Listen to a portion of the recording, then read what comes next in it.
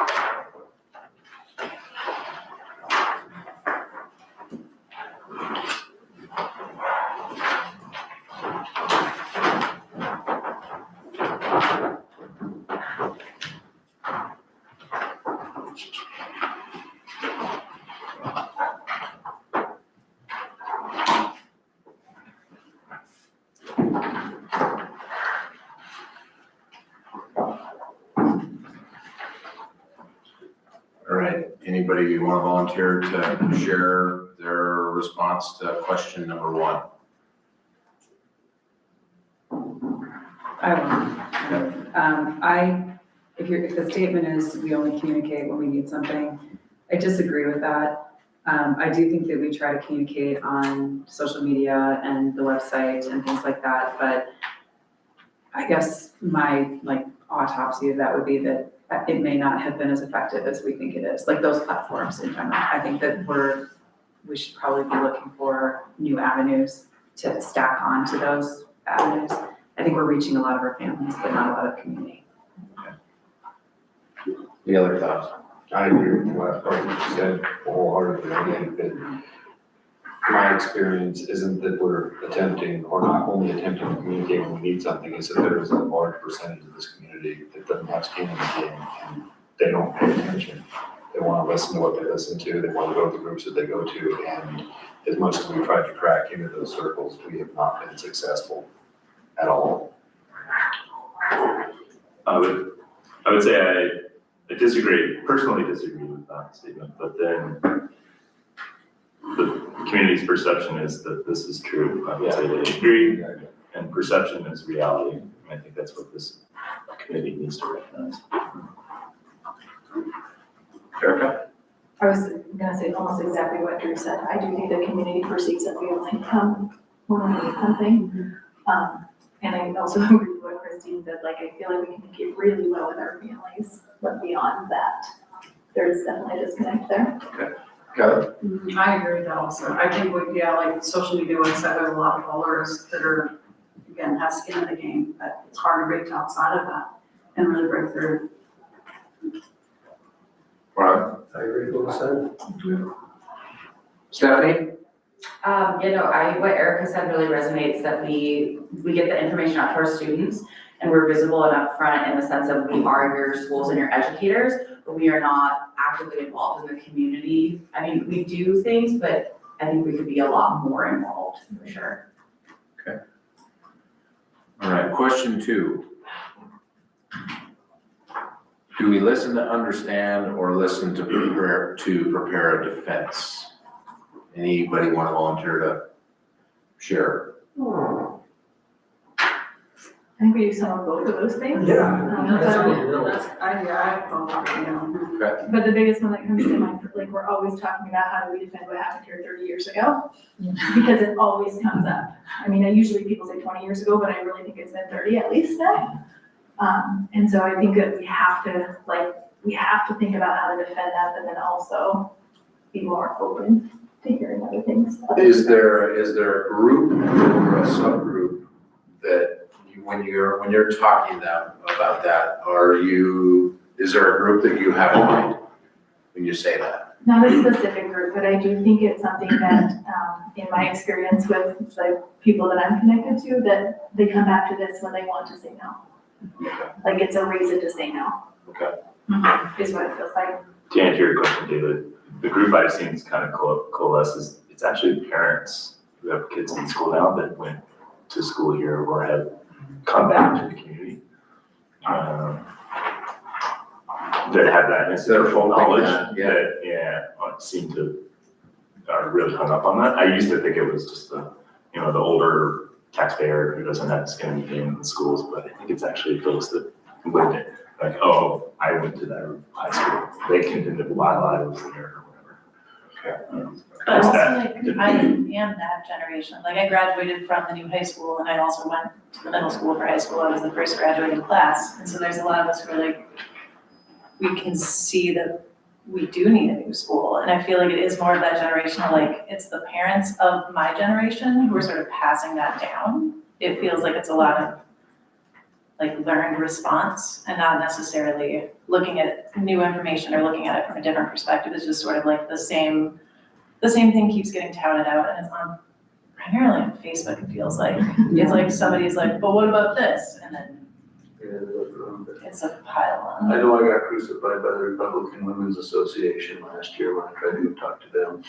And it About was the same thing. It's over and over.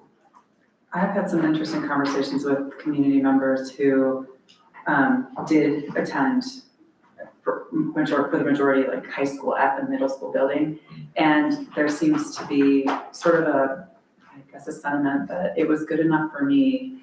Why isn't it good enough for kids now? Which is hard, and I bet they haven't walked into that building in 40 years. But I think just the vibe, and this is just anecdotal, that I get when I'm having those conversations is that this is not just isolated to the district or that building, it's maybe life at this point. My life, the way that I used to live was good, and why can't we just do that now? And the world's changed, and so is our financial situation with the state, et cetera, et cetera. So I think it is, like, it's a very deep disconnect between, I guess, maybe understanding what school finance looks like now, and what our resources are and our options are compared to what the perception as a student, which is totally different too, 30 years ago.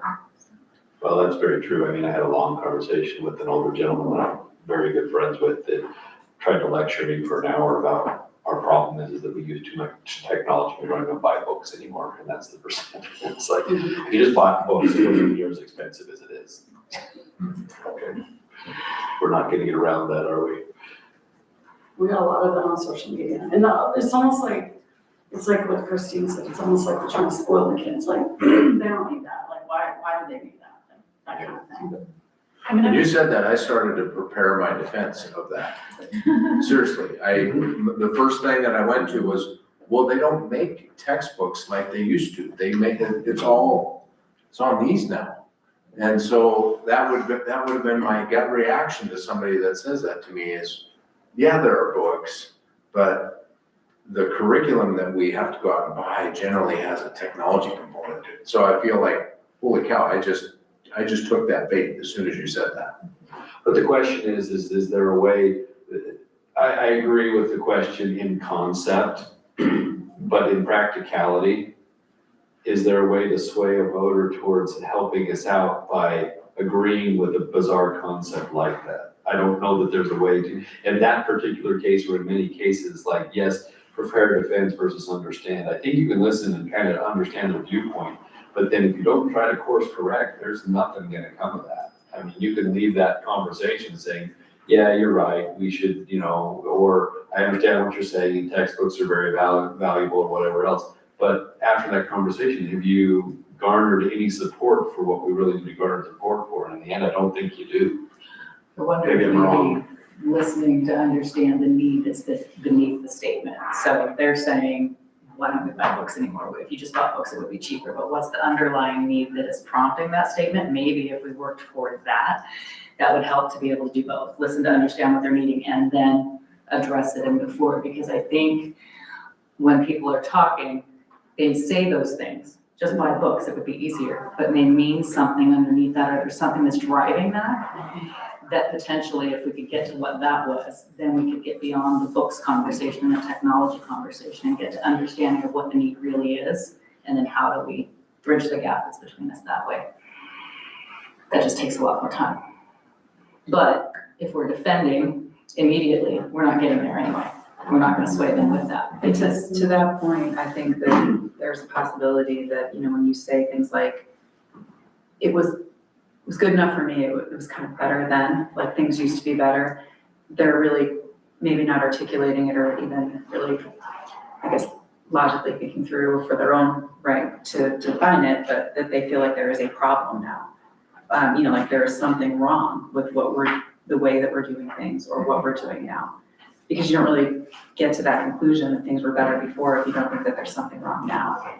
And, if you can't define it for yourself, because maybe you don't have the information that you would need to do that, you jump to things like books or, too much online, because they're hearing also a lot of rhetoric from the media. Which is so ironic that a lot of the perceptions they have come from the social media that they're absorbing, Yes. that are erroneous or wrong, and then they use that to go back in time. And that's where we're living now, years. right? It's like, do you see the circle? More to add there? Anybody have any other things to add there? Okay, how about number 3? Are we drifting apart or moving together? That's a hard one. I guess it again depends on demographic. I think that the groups that are like this group, I think is becoming more and more cohesive, but unfortunately, the opposition is doing the same thing. It's more divided and I don't know how to bridge the gap. I feel like there's a conflict. When I talk to people, they love the schools.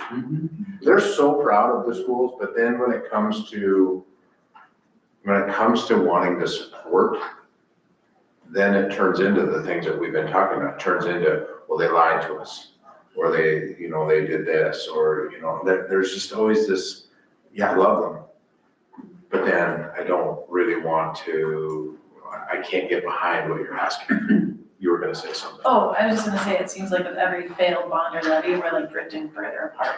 Because people are like, then coalescing, be like, I said no once, I'm gonna say no again, and then say it again. And you're like, You keep we haven't had like a compelling enough argument for why we need it. I mean, I know we think we have a compelling argument, and I think we do, if you've got children in the middle school and you're watching like the ceiling fall in. But if you're not seeing that, it just seems like we're not listening. That's what I like. It's funny, as I talked to a bunch of different people about the bond that said, I after the bond voted down last time, it was right when the election was going on, and I must have had 30 people come in and say, hey, I voted for you, and I was so angry. And I said, why? Why did you vote for me? What do you mean? I said, well, why did you vote for me? Because I support what you do, and I think you support me too, and that's when you represented. I said, then why did you vote no to what I asked you to go with? What do you mean? I said, well, I was supporting that bond because our school district needs it desperately. And you voted it down, but now you're telling me you support me. If you support me, you would vote for what I'm representing, or if you think I'm supporting you, so don't vote for me, because I'm not representing you.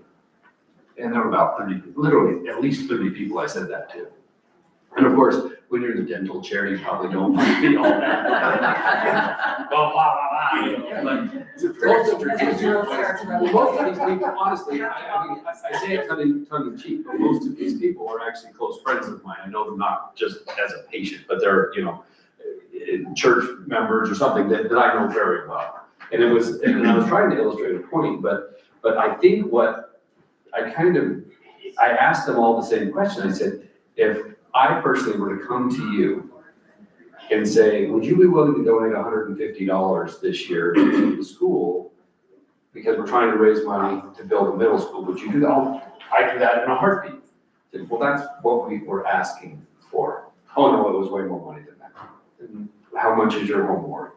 We put all this out there. It was on the website. It was in our meetings. We covered this over and over and over. You never called me. We're close friends. You never called me to talk to me about it. I can't go door to door to everybody that I know. I guess I could, but literally every one of them said they would give us $150, which would cover almost all of their home values.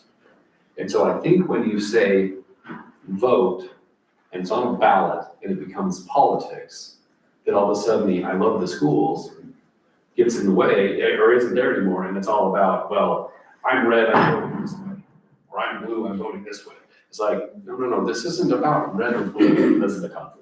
Yeah, I think when it mixes in, and that happens with honestly, a lot of things going on in the world right now, is that people try to align themselves based on a political avenue that really it doesn't have anything to do with politics. I mean, we're talking about health, or we're talking about school districts, or we're talking about, all of these other belief systems, but because one party or the other has decided this is our stance, they feel like that once it's on a ballot, they vote black or white.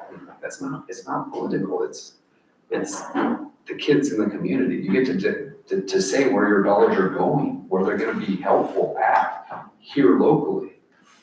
That's not a politics thing. That's a community thing, but it becomes politics on a ballot. I think a lot of it too has to do with the long-term implications of a bond. I think people, the way that they look at their money, they're like $150 right now. Yes, absolutely. $150 for 30 years. I don't know where I'm gonna be in 10 years. I don't know if I can afford that $150. And I think that is one of the biggest hiccups with those long-term bonds. I'd like to before we move to the next question, a couple of observations here, and it's kind of in all of these questions. There's this implicit bias here that, and rightfully so, it's the bond and levy is the culmination of our litmus test of our community support. And I think we need to be careful of that because community relations is a lot more than that. Yeah, that's true.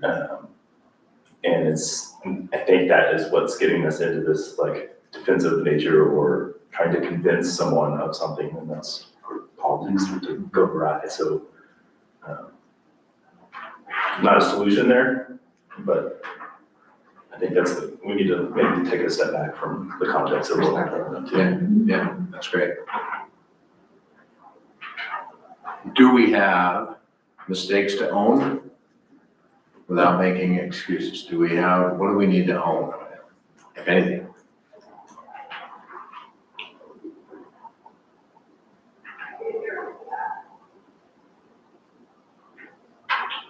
I don't know that I feel like we owe the community information, and it should be accurate, factual information at all times.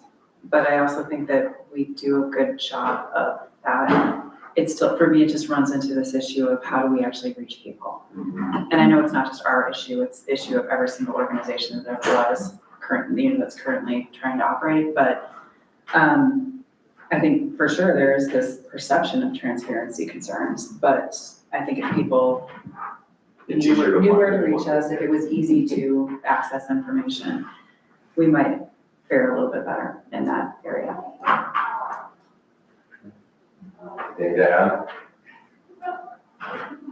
And I think that also comes back to what you were saying earlier, Eli, about people choosing not to access the information because it doesn't align with something they're interested in. So maybe finding a way to make that connection so it creates an interest or a way in somehow. Because you can use all the platforms you want, but if I don't do any of those platforms and I'm not interested in doing the work to find it, then I'm not going to take that extra step. And we may have a lot of people. Yeah, I go back a lot to when, before I was a school board member, and kind of the perceptions I had of the bond and levy, and I kind of compared to where that changed as I went through being on board.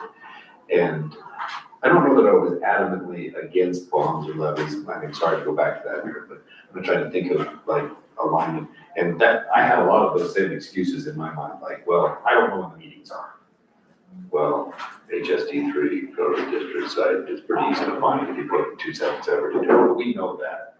But prior, I was like, okay, there's a sandwich board at the school, and I go by that sandwich board and I look at it and it's gone like that.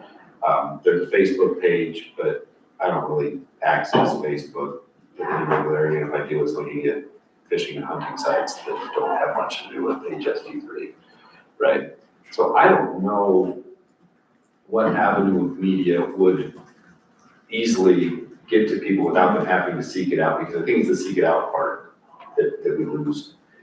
Because if it takes, I mean, mailers get thrown away, poster boards get ignored, Facebook posts get seen by people that are skin in the game. Instagram, I don't know how I feel about that one way or the other. I mean, I don't know what the correct way to get into the Lions Club, the Kiwanis Club, the Republican Coalition, all these things where they see something that's not an argument, it's not a debate, it's not, we're showing up to do this because they're making their arguments at a time, we're making our arguments at a time. I don't know, I mean, like Drew's saying, there is a lot of community support on a different level when we're not talking about asking for money. I mean, we go to a lot of football games, and there's a pile of people that don't have kids playing, they don't have even kids in school anymore. I mean, there's 500 people in those stands, and maybe only 100 of them have skin in the game, you know what I'm saying? There are other avenues that we do see a lot of community support, and they do love Hamilton and love the school. They just don't love being asked for money. So is there a way, I mean, you're a much more creative thinker than I am, so I'm like logical line item, you know, kind of spreadsheet kind of person, but are there more creative ways that we can reach these folks that are supportive of us in other ways, like Drew's saying, that just haven't been inclined to tell us they're supportive with a yes on the ballot? I think you touched on it when you said, like, are there other easy ways? I don't think there is an easy way. I think that what it comes down to is relationships. And I think that's hard work, and it takes time and a real investment over a period of time to develop. Because Eli, your example of, you know, you can talk to your friends and say, would you give me $150 for the school? And they're of course, because you're asking. Because they know you and they have years of experience with you and they trust you. And I think that that's maybe what we're missing is, you know, some avenue of community involvement with the kids, with the teachers, with the staff, with us. You know, we do a really good job of brainstorming that when we're trying to put together a, you know, communications plan for a bond or levy. And then we, you know, run it for 3 months. And then, you know, if it's not a favorable ask, we kind of regroup and those efforts fall off. But I think it has to be a grassroots situation, and it has to be broadly based, not just Lions, not just not just Rotary.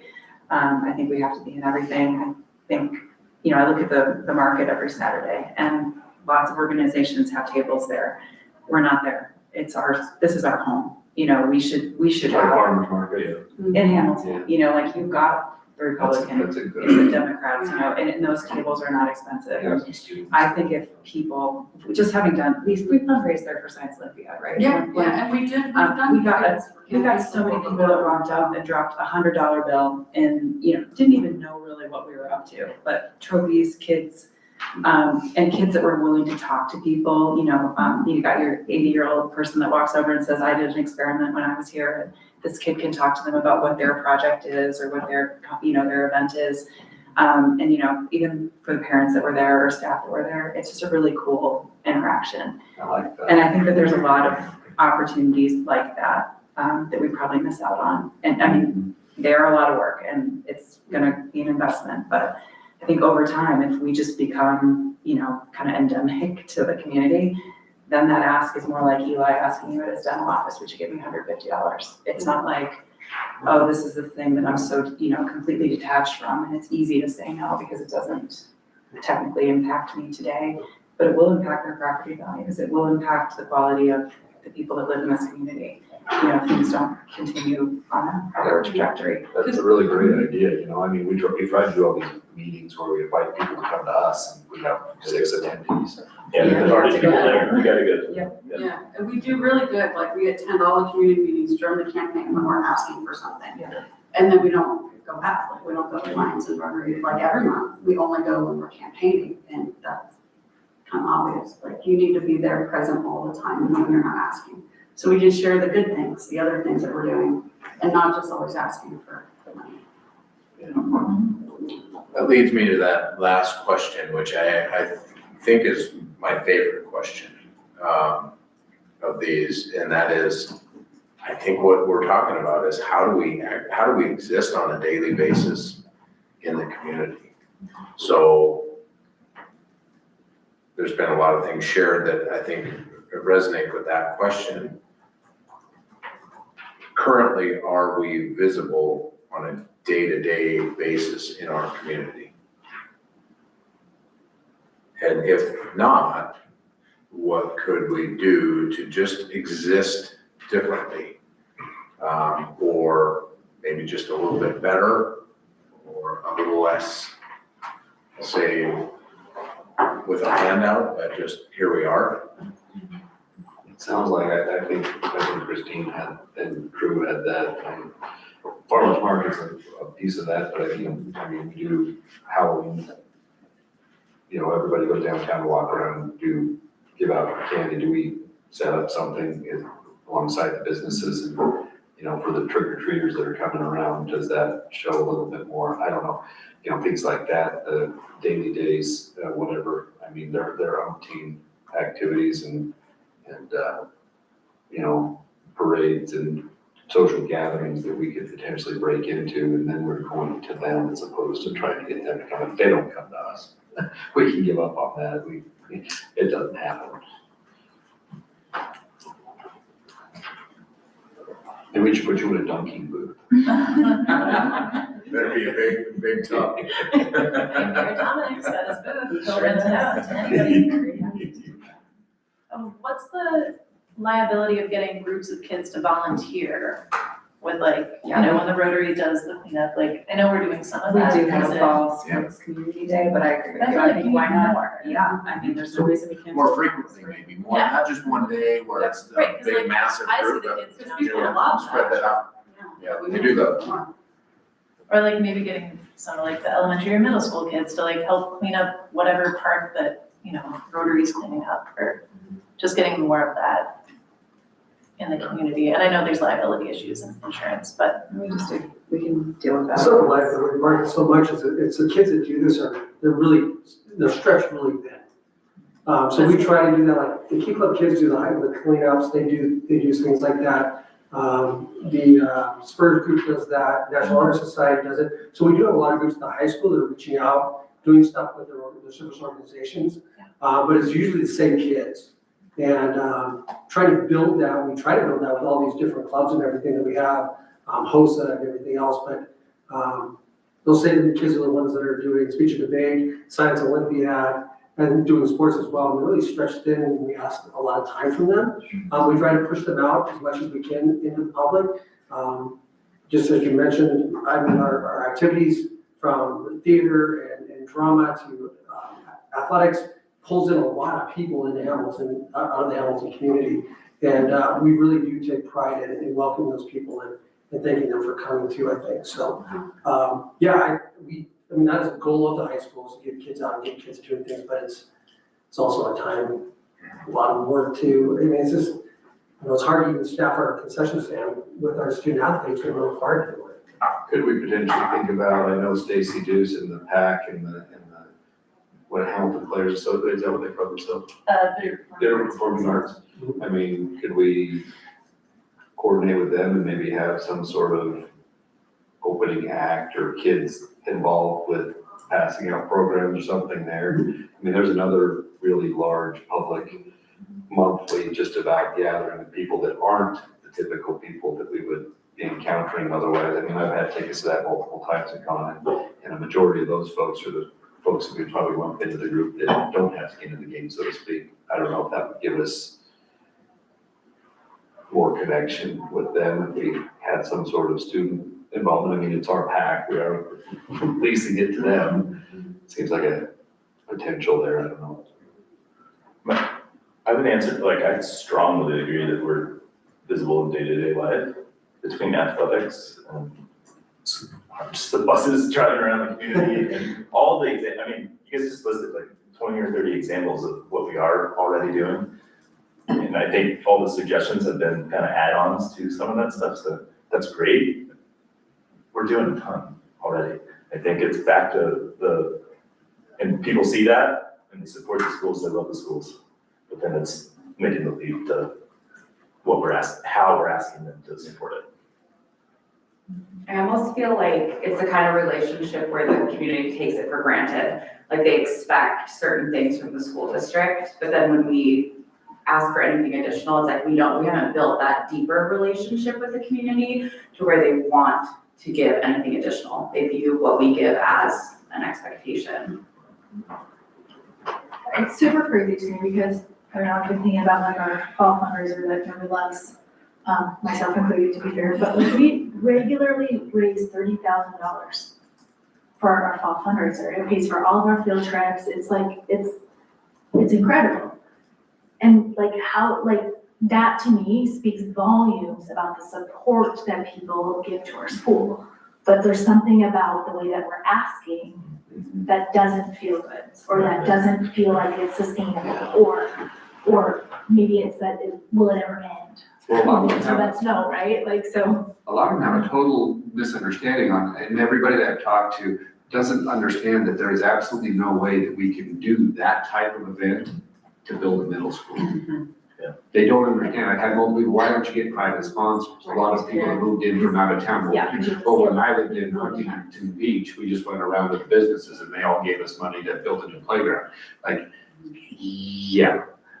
They don't understand that our only avenue for funding of that extent is through a bond. You can't raise that volume of money. You can raise 30 grand, I mean, and the one-time donation thing, like you said, is a lot easier than a long-term commitment and a perception of that long-term commitment and paying interest, all that kind of stuff. There's a lot of wacky stuff with that, but people honestly, they're very ignorant about what the school district does, where the money comes from, what we do with the money. They just think that we squander it and that's why we don't have enough money to build a school. It's like, we run 90% of our budget goes to pay our faculty and staff and everything else. And then the rest of the expenses are 10%, whatever. I mean, it's not like we have the ability to, well, we'll just retain $3 million a year for 10 years and then we can build a school. I mean, we can't hold it. We don't have, I mean, all of these things, even before I was on the school board, I thought the same kind of similar stuff. Well, why don't we hold back, you know, X number of dollars for 10 years, then we can rebuild something or ditch the pot or, and because our hands are tied in those aspects legally, we can't do that. So I don't know how, I love the fundraiser thing and all that stuff. It does show the community support, but I think they honestly don't understand that we can't do that to build a school. I wonder too about being able to open some of the like our physical structures to the community. Like I know people who are like, I would love to play basketball in the winter. The only avenue is like a 5 a.m. class that, you know, my employee's not gonna go to because he doesn't get up that early. So there's a way we could be like, oh yeah, like Washington, we've got open gym. Or I don't know if that's a great option, but like, you know, open gym spaces during, I mean, right now would be nice. Kids like can't play outside. There's like indoor spaces they could utilize. I know I had one customer who came up and she was like, oh, you gotta let people know that they can use the track at the high school. Like I go there and walk and nobody's ever there. And I think if they knew that they could use that, they might be more willing to fund structures. So maybe just getting more, and again, I don't know how we get that information out or like, again, the legality and insurance. But like being like, yes, these structures are also for you. Like, yes, they're for the students first and foremost, but y'all can also benefit if you don't have kids in the school system. Yeah, I think we talked about that quite a bit, like having like a walking track, like if we were to build a new school, have a walking track that like. Heidi Apatow, that was her idea, it was great. Yeah, but like in advance of that, like proving to the community that we're being open. I think that's a great idea. I think, well, just as a PS to that, I think the community would be pretty shocked to know how, like, booked our gym spaces For are with rentals and with actual school kids. And then, you know, obviously we've got to kind of protect the school day, but I mean, it is something we've talked about for sure. I feel like, you know, Westview, probably that gym's not open, right? We can't use that, yeah, it's rented, yeah. All right, next page. I'm in the morbid stuff here, so. Autopsy of the field team. So we get to the end of the year. This committee has met several times, and it was an absolute disaster. We wasted everybody's time. Why? What happened? Talking and no action, nothing changed in terms of what we do. So no action. What else?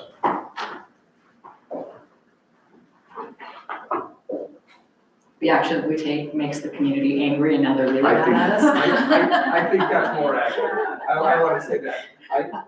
I'm not bristling at the first comment at all, because I think there's always option for less talk and more do. I think we do that a lot, but I'm thinking about how many hours I spent trying to do and whether or not it made a difference, and then feeling rather deflated in my time, sacrifice and effort and frustration, you know, with talking and trying, poster boards, whatever you name it, and having no result. And so I think that's more accurate, is what we did wasn't really beneficial. Because we kind of did a lot. If you go back and you think about all the stuff that the parent organization was doing, and Ms. Nisley, and I mean, I know I talked with you, I don't know how many times and how many emails and all the things that we attempted to do, but it just, if we're judging success by result, it certainly was unsuccessful. I think if we spent the next year focused on just building relationships and not focused on how can we get your money, I think that the community will only see that as positive, and I think that everybody will benefit from it in the long term. I mean, yeah, it's a year of our time, or maybe we're not getting the outcome we want, but in the long run, it's gonna pay off, and the community is gonna be so much more responsive. Yeah, I think that's excellent. And the more we can disassociate it from the ask, the better. Yeah, it goes back to, yeah, just maintaining and building the relationships, when we're not asking for something. Just spending a year finding ways to give back instead of ask. And so the reality of it is that we can only ask so much, we can't really campaign. So I think one thing that we've kind of identified as being a void and a need is that there needs to be another organization that's not in this room, working towards the goal and actually making the ask. You know, if we have a community group that is not every admin on a team or board members out there kind of, you know, literally beating the bushes and knocking on doors, people will see it as their neighbors asking and not as, you know, the school district, however they characterize that politically, one way or the other. I think that's how you move the needle.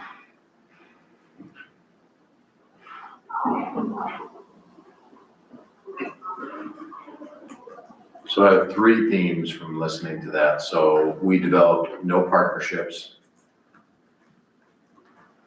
We were looking for something in return,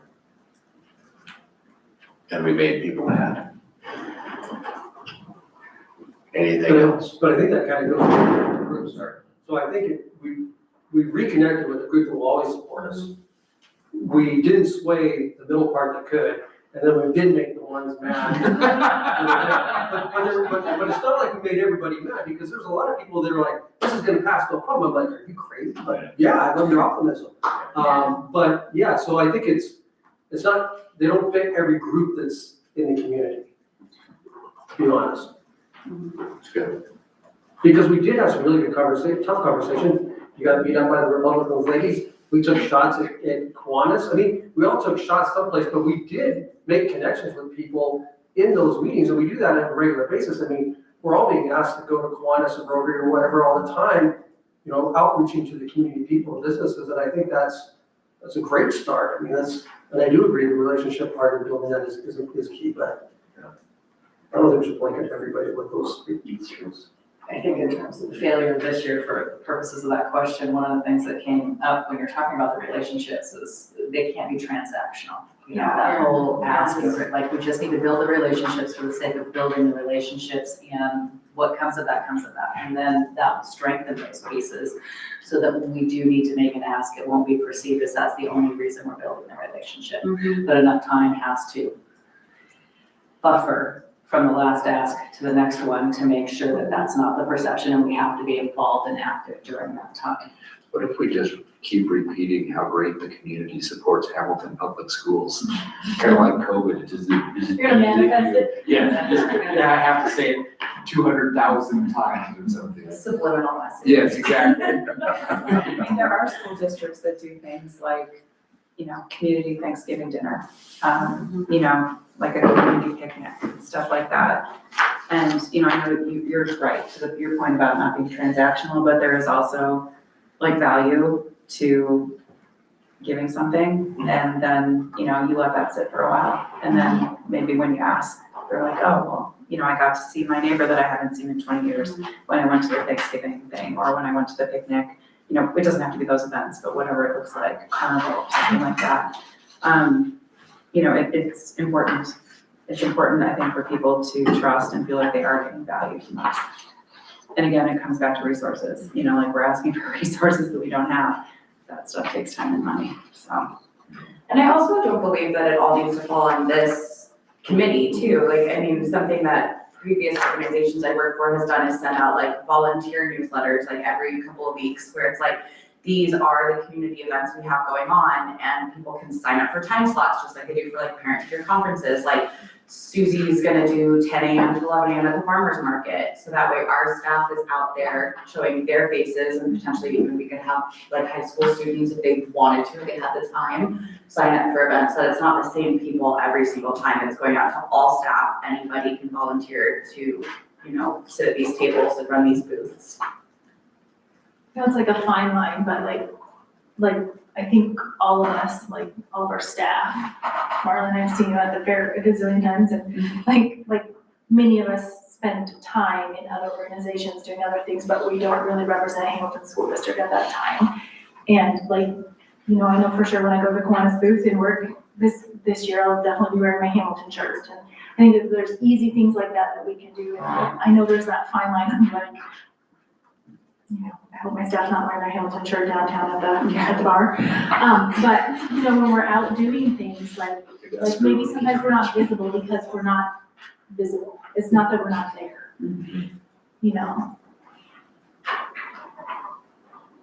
All right, I'm gonna shift gears. The next page in your packet is the climate and culture staff survey. So this gives you an idea of the perceptions that are held internally. So you've got staff, we've got students, and community. So just take a second.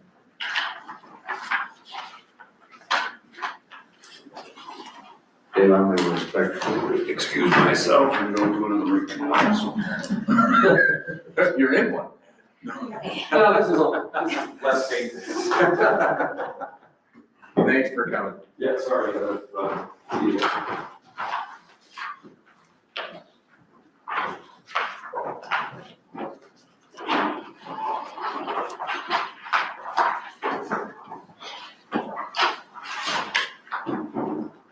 How many people was this sent out to? I'm just curious. So this, internally, there's 123 people that took this. And this is for staff. I guess let's just wondering what our response rate was. So we would probably missing 80.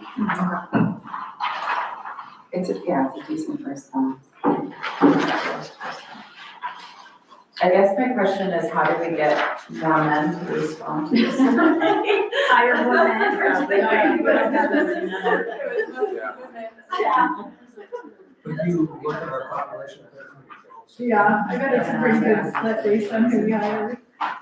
They're Or guess how many? I guess we are mostly female. I only have 2 men that work in my whole building, because it's just really rare to have an elementary school teacher. You have to now apply. Tom Scott and. Oh, I didn't even count Spot. I've got 3. He doesn't count.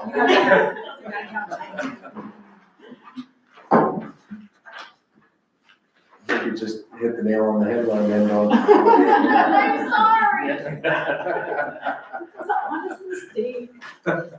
Go down.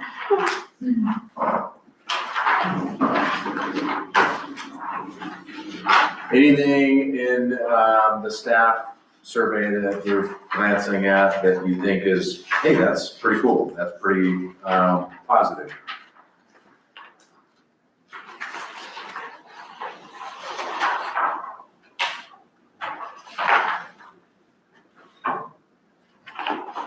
I think maybe that might not be what you're asking, but I think that the number of staff members who have been here more than 4 years, like 4 to 10 years, 11 to 20, more than 20, I think that says a lot.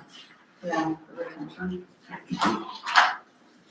I really like that 70% of them, so they feel supported at work. And that 87% feel that their colleagues are caring. That's the most important. I'd be curious about the breakdown on which board of the following words describe in general the physical spaces in which you spend most of your time at work? Like, Yeah. who said what? Where? The black people. I bet they're all at the middle school. Yeah.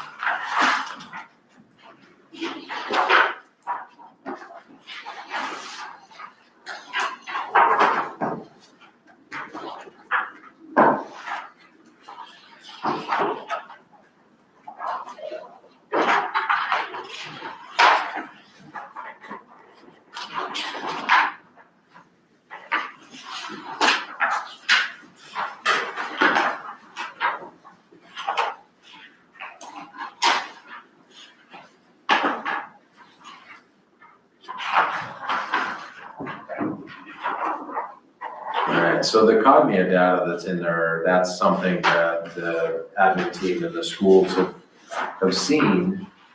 And that's part of our accreditation process, it's part of what we've been talking about and looking at things that we do well and things that we maybe need to work on. So now, I know we've spent a lot of time just kind of discussing and honestly identifying what a problem or potential solutions and things like that. And really, we aren't necessarily or haven't come up with action yet. So this would be something that would be in action. And I think our next meeting, we should talk about other things, but newsletter. So they're circulating around. There's one from Corvallis, one from Darby. I have some content here that we put together. If the district level, because our schools already do this, our schools are sending out information, but from the district's perspective, what does the community want to hear from us? So what do they want to hear from me? What do they want to hear in general about the school? So I have a letter here to the community that basically welcome back, and really kind of talking about the structure of our board and the structure of these committees and some of the efforts that we want to make moving forward. Just as kind of a, hey, we're working on this. I want you to know we're working on these things. But then there's also some back to school information about important dates, parent teacher conferences, when are the meet and greets. And granted, this is redundant because our schools are sending a lot of this out. Registration information, food service prices, extracurricular activities where you can find those and upcoming things. What else? What does the community want to hear from the district level, not necessarily the school level? I think one of the basic things they want to know is where their money's going. I mean, I don't think everyone will dial into that, but I do think that if they can see a value and it's not easy to wave away or, whatever our millions of dollar budget is on fluff that they perceive without a basis for perceiving that. If they do see that it goes 90-some% to salaries for people who live in their community and benefits, I think that's a powerful message. Yeah, you keep it really simple. Yeah. Like this goes to salaries, this goes to maintenance, this goes to those kind of things. I think it is a really easy to read. Like I did read all of Corvallis's. It is a book and it will take you a while. I think it's almost way too much information, to be very honest in that. But I also think Darby's is a little light. It is missing some key things. Yeah. And so if we go back to what we used to put out, and most of you remember that, we did talk about some of the highlights that we did from the schools, and about the budget stuff. I talked about welcome back. So I think that combination in between. Yeah, I love how like bright and engaging Darby's is, like it's got pictures and it really draws you in. But Corvallis, like I live in Corvallis and I got delivered and I was like, nope. Yeah. Like I'm not gonna read that whole thing, so. One of the things in there though that I thought would probably maybe a good thing is the community events coming up for the year, so that it's out there, starting at the beginning of the year. Here's all the things that we're doing in the community. Adult ed is a big one. Yeah. I also wonder about like, I don't know how to build like a feel good, like look at some cool things our students did last year. Yeah. Like, Yeah, definitely focus those. To Marlon's point about adult ed, I know, just living in Darby, I know that we do get a hard copy in the mail. The posting on the website makes it easy for people who want to access it that way, and it's great, but I would guess that there is a significant portion of our population who has no idea that we offer adult ed, like full stop. I think it doesn't have to be a Corvallis level production, it could be, and Darby's it's one page, like trifold. But you've got all the information you need, and I look through it, I've signed up for them before. Yeah. It's just, I think, repeating, we're offering you something, we have value to give. We've always got to push back on that because it's so expensive. It is expensive, I mean, we don't have the kind of budget just to keep doing stuff all the time. Right. That's why we don't even do report cards in our key Right. terms. But yeah, I think it's beneficial. And I think, like, unfortunately, that is way more expensive, like, not everybody engages in social media. I feel like a lot of the people that we're not reaching don't engage in social media.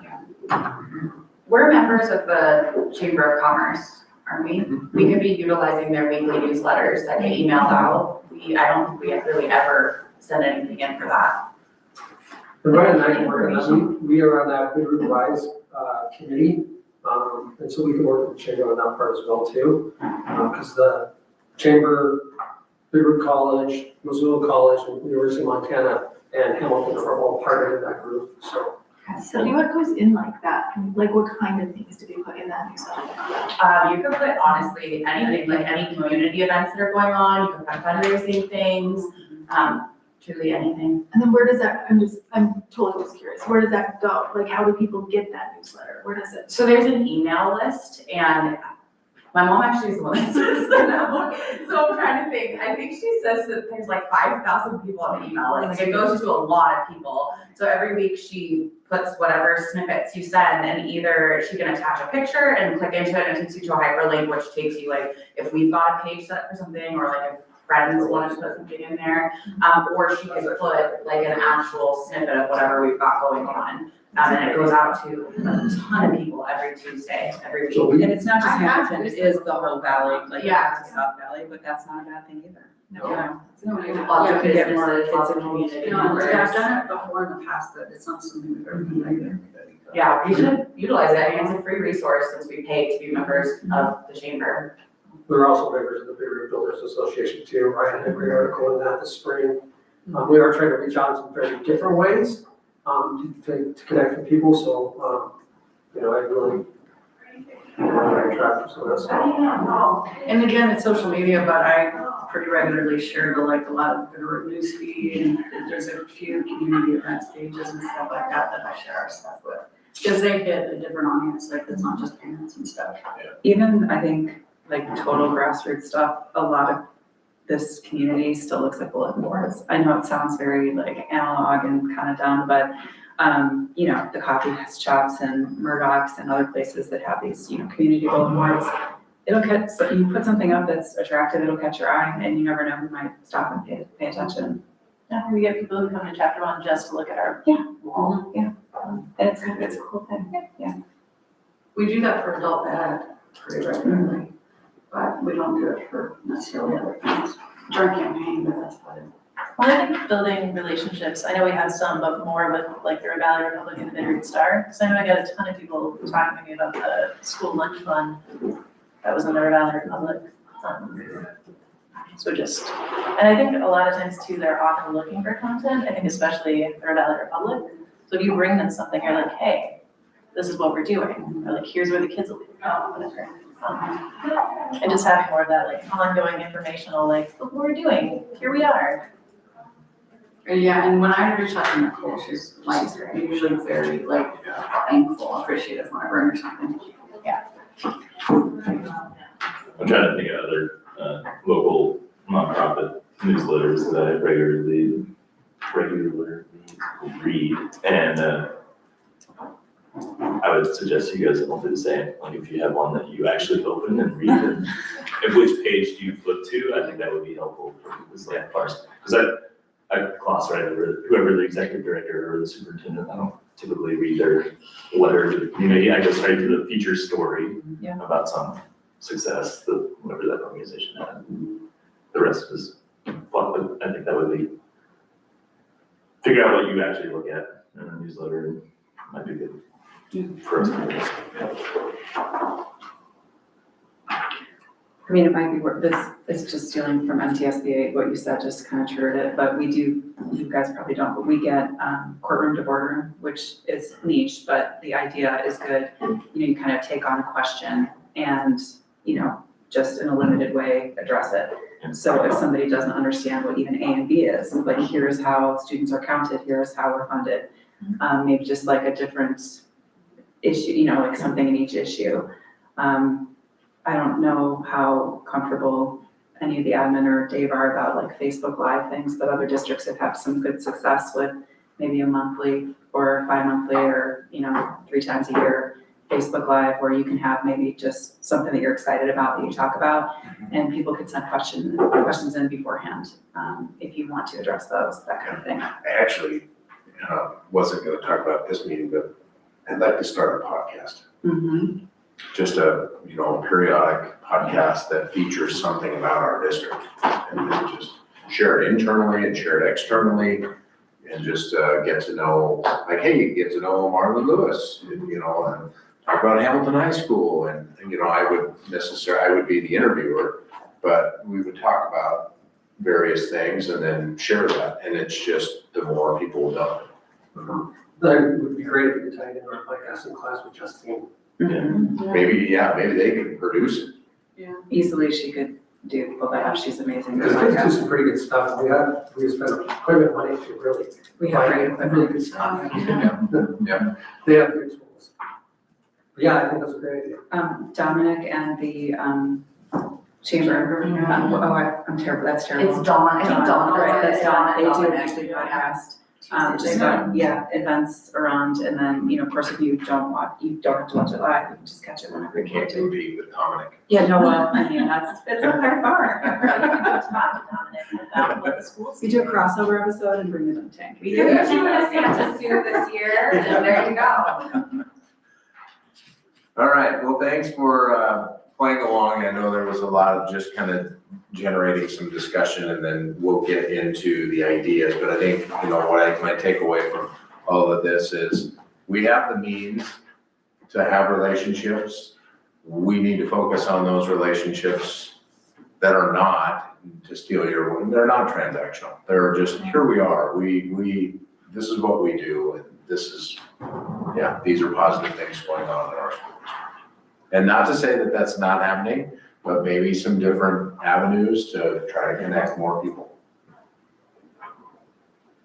All right, try to keep it to an hour. It's 10:01, so thank you. Can we stay quick for admin? Yeah. I got a couple questions about our presentation. It'll be so fast. So fast. It will be very fast. It goes back to an email that was sent out. Also, don't forget the online application stuff we were gonna talk to everybody about, FP14. Oh, I know it was last week, it was a long time ago, but we did have. I was last week. Yeah, we will help you with that, but yes. Yes, I think we got some of that fixed.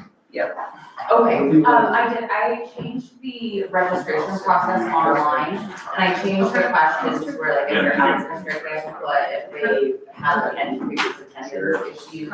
And then instead of prove yourself in your last school, have you ever been expelled or suspended, and if so, what are the dates? Because those are important things. Yeah, I went through your application and we integrated it into the online application. Yeah. Because when we went fully online, we lost that. Yes. Look at that stuff, we'll start off. So we were getting kids in, we're not being able to do unofficial Did you know campaigns? checks. And you guys are gonna get notice, or you'll get with your secretary, you'll get Yeah, with your secretary. I think you said more. Yeah, so any out of district kids that come in now, I'll send it to you and Michelle, and then once you approve it, then Michelle can Like, just really highlight all. But then, after 14 is the meeting. I'm getting asked about that. Yeah, I think That's good, yeah. But so So I don't know if you guys are still doing. Suggestion We have for next time. previous policies, if we should not have our copy of We had a that. discussion over time. They cannot start school. Okay. Now, it's not approved by the board, we don't have our copy, because by law, that was our And understanding. it would cost money. And so I don't know how we want to do that, or if we're gonna keep following that policy or not. Sorry. So Make our previously, case. we used to have a copy of the FP 14, and we had that. They could go to school, the next board meeting, they approved, that was so much, but we had to have it in our hand, At least we we can couldn't come to school. Test that, like. Are we gonna keep doing that or not, I because think we should ask Dave that question, because Kathy Yeah, does not right. want to do that, and I said we're gonna keep doing it. I mean, but we always. Dave should That came up obviously last want night. to we need decide. more. Obviously, we don't wait for the board. No. And if it's a military kid or a bikini mental, we can't even require that. I'm shocked. No, we can't discard it, it's coming out. So they wouldn't have to do a system, you just like homelessness. So maybe, And that's fine. yeah, distances us from the It's policy. just, we don't have the benefit of that background. Let's take advantage of that, thank you, Drew. Okay, cool. Thanks, I'll- Dylan. All right, I'll push that to you this morning. From our conversations with OPI, they are not requiring a parent signature. So as soon as I get those registrations that come in, I automatically look up the FP 14, so that way we've got it. But we talked with Andrea Mohammadi, who does all that with OPI, and she says, we do not require a parent signature. They prefer it, they wanna have it, but if at coming end of the year, we're like, we still haven't got a signature from this parent, OPI doesn't require it. So if So we'll OPI get is the not funding, if requiring we get it, the funding, does that matter what the board, so we're talking about that before. If OPI is not requiring it, they're not requiring it, then. So if they're truly not requiring it, why are we even starting this? Why are we just not filling them out at this level and just calling it good? We should, And not be pestering if our that's parents? what the reality is, then we really should just. I mean, we wanna get as many signatures as we can, like, that's what OPI has said, like, please don't just. That's what they all of prefer, them with right? No signatures, yeah, but if we can't get, cause the first year we did FP 14s, we had like 4 of them where we couldn't get parent signatures, and we took them out of Mayfairs, and we didn't charge for it. But then Kathy talked to OPI, and they're like, no, you can still submit it even without a parent signature, like, we still want you to get paid. The FP 14s, to be completely honest, are a mess. Like, it's a new program and they're still, I think, trying to figure out what works. But last year, they were like, nope, even if you don't have signatures, that's okay, but try to get as many as you can. So I still try every couple months to send them out, and I know the school secretaries work them too, but yeah, they don't require a parent signature. And so we have to decide too, is it gonna be you doing the FP 14 and just the district, which is fine, or because, I mean, they're getting some frustration and lost conversations between parents if you're contacting them and Michelle is too, or whatever. And so I think if we centralize it, that's fine. So what we used to do, Dave, is if we didn't have an FP 14 signed, the kid couldn't start school. So we had to have a physical copy, and then the next board meeting, they're approved. We didn't, once we had a copy, they could go. But it sounds like that's not an OPI requirement or a law requirement anymore. So I am fine with whatever we do. I just need to make sure that we're doing the same thing. Sorry, Eric, kind of taking longer than I thought. Just working. So I'm thinking about, okay, so somebody walks in off the street, they come in and say, hey, I live in Corvallis. Yep. I want to be a Hamilton High School student. Yep. Parents are there, they go through all the enrollment, they gotta do all of the Guys, hold on stuff. just a second. We're still alive. It's okay.